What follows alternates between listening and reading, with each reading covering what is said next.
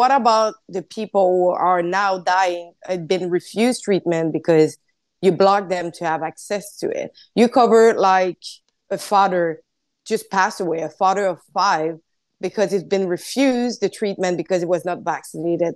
But is life is counting? Do is life it's actually like important? Yes, it is.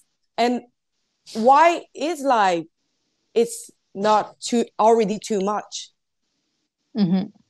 Well, that's the next article that we have here. This was by our head of production, Efron Monsanto, just wrote this up, but it's basically a call from former MPP Randy Hillier on Canadians to boycott organ and blood donation following the news of Garnet Harper, whose wife just joined me for an interview. So we'll have that out in a couple of days. I wanted to reach out to some of the individuals involved in denying him his organ transplant and give them a chance to respond and add their comments. So I'm just waiting on some responses there before I feature the report. But this father of 5, young 30-year-old man, desperately needed a kidney transplant, and he was removed. He wasn't even referred onto the transplant list because he wouldn't be COVID-19 vaccinated. And ultimately, he died as a result of the harmful and discriminatory policies that persist today around the COVID hysteria and the COVID narrative for an injection that never stopped transmission, has questionable efficacy if it's efficacious at all, and comes with a serious risk profile. There are serious risks documented. The data shows it, and uncertainties, right? This hasn't been proven safe or effective as we've been led to believe by the pharma marketers who want to sell their product because that's how they make money. So this is very tragic and unnecessary. Tragic, unnecessary, and an untimely preventable death when, yeah, as we've mentioned, we were sold the COVID narrative on, well, just one life is too many. And if we could save just one person.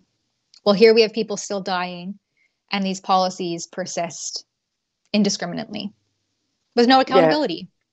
Yeah. No, they are not. And when I look at, we have someone in Montreal, Joanie Dupuis, that I'm covering since 2021. She had COVID twice. She was 8 on the donor list. She was waiting for her place in October 2021 when she's been removed because she was not vaccinated. And now it's been almost like now 2 years, and her condition is really at the worst. But at the beginning, she was the perfect candidate. She was like in good shape. She was like, she had no health issues, just cystic fibrosis. So she had like to remove and to change the lung. But she failed her. She failed her. She's actually going to die if like the situation is not being changed.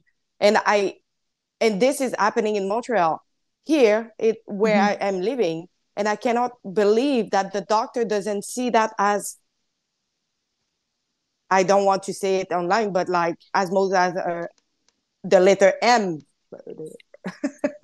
No, but it's true. Well, and whatever happened to freedom of medical choice and whatever happened to bodily autonomy, these are things that Canadians thought that they had as a constitutional right, as a basic right and freedom, and are learning more and more. And as we see, as is the case with Garnet Harper, who truly paid the ultimate sacrifice for upholding his medical choice.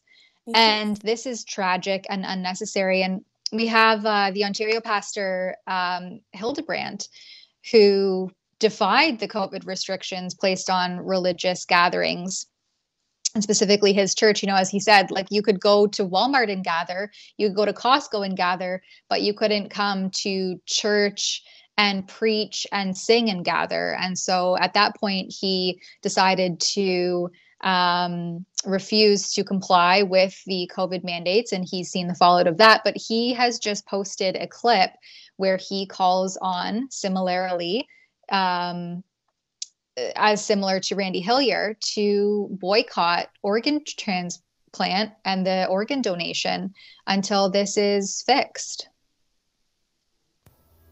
I'm Pastor Henry Hildebrand. I'm spending a few days in the beautiful area of Sudbury.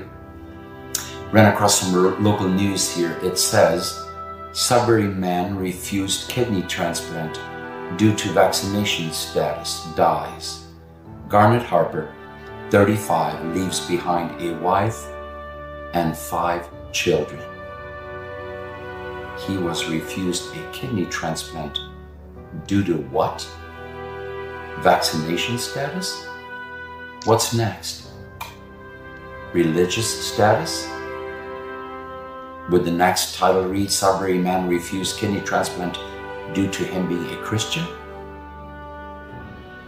This reminds me a lot of a man in the 1930s who discriminated against easily identifiable groups.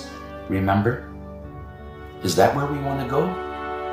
We have another person, I believe she's in Alberta, Sheila Lewis, dying because she needs a organ transplant. Are you an organ donor?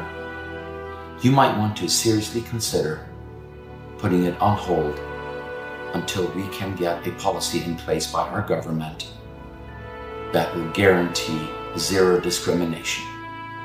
Sheila is scrambling, trying to get to the US so she can get an organ transplant. This is ridiculous. This friend of mine, Garnet Harper, was fighting for his life, and he stood up for our God-given freedom and left behind his wife and 5 children. What will it take? Do we really want to go the way of the 1930s? I don't think so. Let this be a wake-up call. God help us. He's right. It's medical discrimination. Like everybody is offering their organ to whoever who needs it, but they are deciding to discriminate some people against others. Yeah. As someone who has 5 children, I can completely empathize with Garnet's wife, Megan, and the fact that this is a needless, a senseless, and entirely preventable death just adds insult to the injury and the holes in their hearts that his family suffers without their father and their husband. This is just grotesque and unimaginable. I never thought that we would live in a country where something like this was possible, when there are people who are willing, able, and capable of providing a donation to someone like that, who has a robust entire life ahead of them. If they just could get that kidney transplant and then they were denied arbitrarily based on a policy that appears to not have been relayed or enforced the way that it was intended. And again, I'll have a full report on that as I dig a little bit into some of the wording of the policy and reach out to some of the individuals involved for refusing to send on Garnet's referral. So please stay tuned. Actually, you can follow along at our website, organsnotcoercion.com. Right now, that website is specific to, as Pastor Hildebrand, you heard him mention, Sheila Annette Lewis in Alberta, who has worked tirelessly to secure an organ donation, an organ transplant for herself. So we are actually going to be kind of broadening the campaign at organsnotcoercion.com to include these other instances of injustice, as you've mentioned, Alexa, with Joannie, as Garnet Harper's wife continues his legacy and his advocacy work to end this discriminatory practice. And really, it's medical apartheid. And we've seen that all throughout 2021 and continuing largely unabated today. So we will be broadening that campaign and we'll be relaunching it.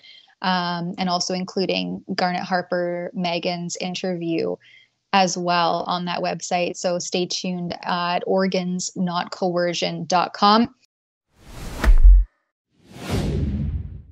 That's a clip from something we call Rebel News Daily. It's our daily live stream hosted by my friend David Menzies, but the show also includes a rotating cast of hosts and special guests, including Me. It's a great way for us to talk about the news of the day as the news is happening in an unscripted fashion, and it's an awesome way for you to interact with us as well. We stream every weekday, 1 p.m. Eastern, 11 a.m. Mountain, wherever you find Rebel News. See you there.